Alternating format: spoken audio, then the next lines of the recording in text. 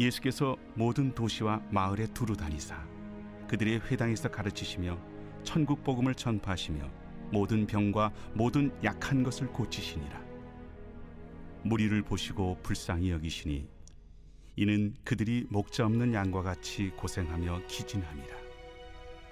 이에 제자들에게 추수할 것은 많되 일꾼이 적으니 그러므로 추수하는 주인에게 청하여 추수할 일꾼들을 보내주소서 하라.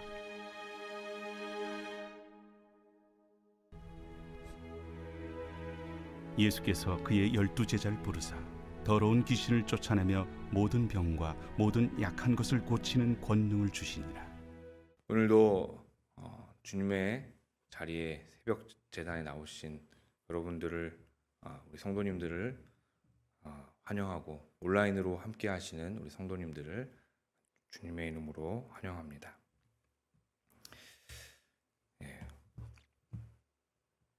오늘 말씀은 계속해서 마태복음 말씀으로 가고 있습니다.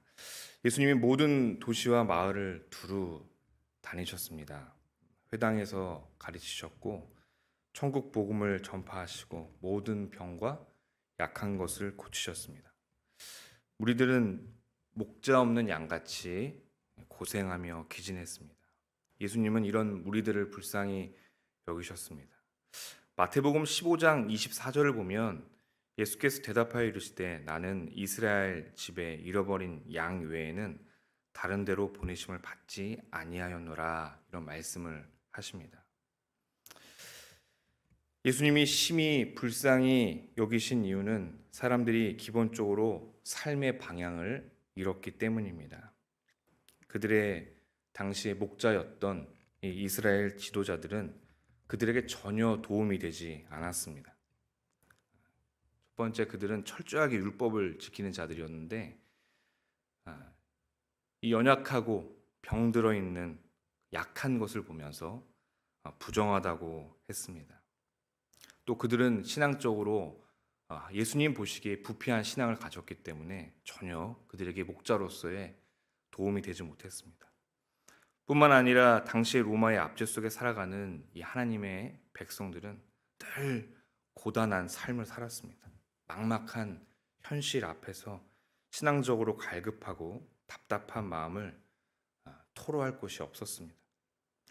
본문에 쓰여져 있는 이 고생이라는 단어는 괴롭힘을 당하다, 지치다, 매맞았다, 불안함, 이런 뜻을 갖고 있어요. 기진하다라는 뜻은 내던져졌다, 무력하다, 혼란스러움, 이런 뜻을 갖고 있어요. 그러니까 그들의 삶이라는 것은 늘 불안하고 늘 지치고 늘 매맞은 것 같고 내던져진 것 같고 무력하고 혼란스러운 그들의 인생이었다는 거예요. 그것이 예수 그리스도께서 그들을 바라볼 때 느꼈던 그런 마음이었어요. 이 목자 없는 양은 에스겔 34장 5절에서 6절 말씀에도 있습니다. 목자가 없으므로 그것들이 흩어지고 흩어져서 모든 들짐승의 밥이 되었도다. 내 양떼가 모든 산과 높은 맷뿌리에마다 유리되었고 내 양떼가 온 지면에 흩어졌을 때 찾고 찾는 자가 없었도다.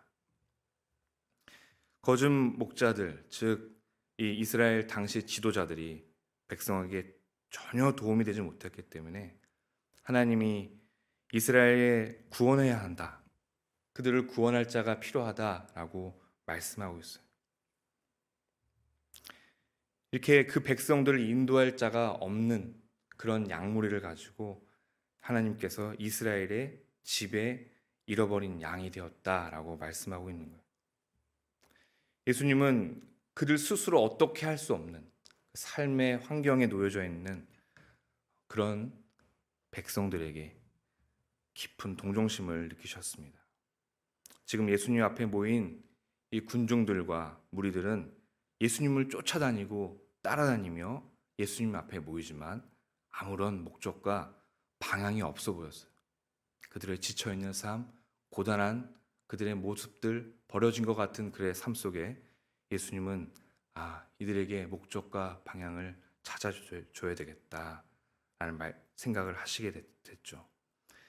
예수님 앞에 모여있던 그들은 예수님께 늘 끌리는 그런 마음을 갖고 있었습니다. 그러나 헌신할 수 있는 상황이 아니었어요. 그들은 지도자들에게 피해를 당하고 있었지만 아무 대항할 수 없을 정도로 무기력했습니다.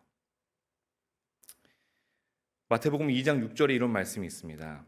또 유대 땅 베들레헴아 너는 유대 고을 중에서 가장 작지 아니하도다. 내게서 한 다스린 자가 나와서 내 백성 이스라엘의 목자가 되리라 하였습니다.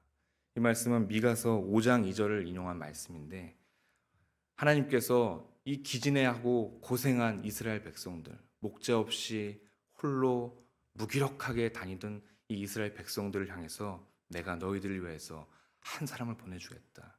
너희들의 진정한 목자를 보내주겠다라고 말씀해 주셨어요. 그런데 이 무기력한 이 백성들은 앞에 있는 예수 그리스도를 알아보지 못하고 그저 살아가고 있었습니다.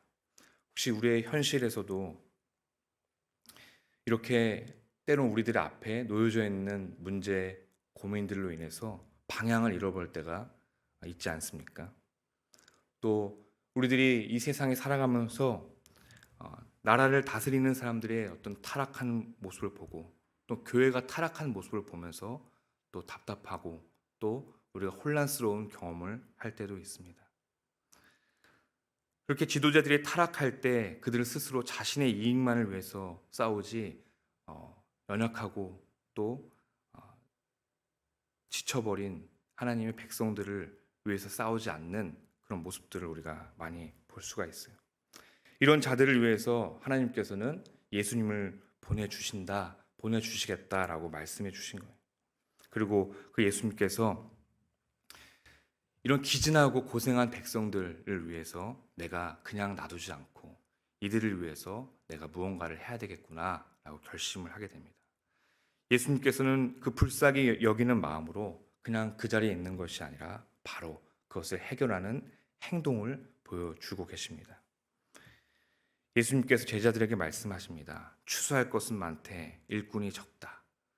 그러므로 추수하는 주인에게 청하여 출소한 일꾼들을 보내주소서 하라. 이렇게 제자들한테 말합니다. 여기서 추수는 오늘 말씀에서의 추수는 하나님 나라의 복음 선포 사역을 말씀하고 있는 거예요. 그리고 추수하는 주인은 하나님이십니다. 마태복음 4장 19절에서 예수님은 제자들에게 내가 너희를 사람을 낚는 어부가 되게 하겠다라고 약속해 하셨어요. 그런데 지금까지는 예수님 혼자서 그 일을 담당하셨습니다. 그리고 이제 때가 되었어요. 예수님이 자신이 제자들에게 했던 그 약속을 이루기 시작합니다. 첫째는 이 제자들에게 하나님께 기도하게 했어요. 일꾼들을 보내달라고 기도해라. 그런데 재밌는 거는 그 제자들에게 앞에 놓여져 있는 이 무리들에게 이 제자들에게 하나님께 일꾼을 보내달라고 기도하라 하시면서 그 기도했던 사람들을 하나님의 일꾼으로 세우고 계셔요. 때로는 하나님이 우리에게 기도할 수 있는 그런 은혜를 주시고 또 기도해야 되는 제목이 생각나게 하시는데 사실 그것이 어쩌면 우리에게 주신 사명일 수도 있다라는 그런 말씀입니다. 예수님은 하나님 나라의 완성을 위해서 혼자서 일하지 않으시고 제자들을 부르셔서 자신의 사역과 관련하여 구체적이고 결정적인 행동을 취하게 하십니다. 그래서 우리는 예배 참석뿐만 아니라 예수님의 이 제자됨에 눈을 뜨고 나가야 합니다. 교회 밖에 우리 문화가 너무 타락했다고 저들과 내가 상종하지 말아야지라고 하는 것이 아니라 왜 사람들은 그렇게 생각하고 이렇게 행동할까? 이 시대의 문화를 우리가 이해를 할 수 있어야 됩니다. 예수님이 불쌍히 여기시는 그 길을 잃어버린 양들에게 복음을 전할지 우리가 또 기도해야 하는 것입니다. 그 사람들을 위해서 끊임없이 우리는 기도를 하고 또 예수님은 우리에게 기도를 시키십니다. 고린도전서 3장 6절에 이런 말씀 있죠. 나는 심었고 아볼로는 물을 주었을 때 오직 하나님께서 자라나게 하셨나니. 우리는 그래서 교회 안에서도 마찬가지지만 교회 안에서도 실족하고 어려워하는 신앙생활하기 어려워하는 분들도 계시지만 교회 밖에서 또 우리가 흔히 소위 가나안 성도라고 말하는 그런 분들이 있습니다. 그 잃어버린 양들을 우리가 찾기 위해서 늘 교회 밖에 나가서 그들을 전도하고 또 인도할 수 있어야 되는 거예요. 우리가 이렇게 할 수 있는 것은 예수님께서 자신의 능력을 우리에게 허락하셨기 때문입니다. 10장 1절에 보면 예수께서 그의 12제자를 부르사 더러운 귀신을 쫓아내며 모든 병과 모든 약한 것을 고치는 권능을 주시니라 라고 말씀해 주셨어요. 제자들은 자신이 받은 권능을 교회에 전수했습니다. 요한복음 14장 12절에 보면 내가 진실로 너에게 이르노니 나를 믿는 자는 내가 하는 일을 그도 할 것이요 또한 그보다 더 큰 일도 하리니 이는 내가 아버지께로 감이라. 예수님께서 제자들에게 자신의 능력을 허락해 주셨고 제자들은 또 하나님 예수 그리스도의 교회를 세우며 또 그것을 전수했어요. 그것이 지금까지 우리에게 내려오고 있습니다. 예수님은 오늘도 하나님 나라를 함께 세워가는 사람을 찾으십니다. 그리고 그런 사람들이 또 같이 기도하시길 바랍니다. 예수님의 제자들은 연약한 자들이었어요. 26절에 보니까 형제들아 너희를 부르심을 보라 육체를 따라 지혜로운 자가 많지 아니하며 능한 자가 많지 아니하며 문벌 좋은 자가 많지 아니하도다. 그러나 하나님께서 세상에 미련한 것들을 택하사 지혜 있는 자들을 부끄럽게 하려 하시고 세상에 약한 것들을 택하사 강한 것들을 부끄럽게 하려 하시며. 고린도전서에 있는 말씀이죠. 우리의 연약함은 부끄러움이 아니라 하나님의 영광을 위함입니다. 혹시 나의 연약함이 걸림돌이라면 내려놓으시고 주님의 영광을 위해 오늘도 한 걸음 나아가시길 주님의 이름으로 간절히 축원합니다. 제가 기도하겠습니다.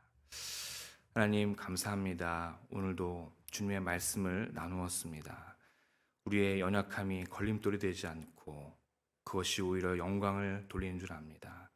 주님께서 우리를 부르신 것도 기도할 수 있게 하신 것도 주님의 은혜임을 알고 오늘도 주신 그 권능을 갖고 나아가 승리할 수 있도록 축복과 은혜를 베풀어 주옵소서.